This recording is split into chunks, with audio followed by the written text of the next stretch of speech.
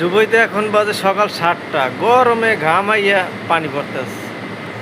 লাইটের আলো, এই সকাল 5টা, মাত্র ভোর, এত গরম দিতেছে, অবস্থা খুবই খারাপ।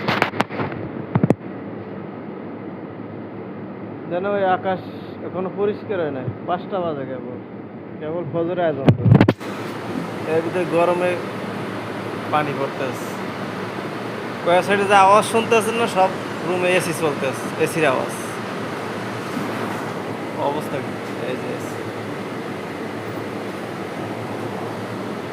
এবছর গরম দেখা যায় অতিরিক্ত। আমরা তো কইতে পারি না, রুমের ভিতর দিয়ে তো বাইরে না, রুমে আছি, আবার ইয়ার মধ্যে গাড়ির মধ্যে আছি। আউটসাইডে যারা কাজ করে তারা কইতে পারে গরমের অবস্থা কি।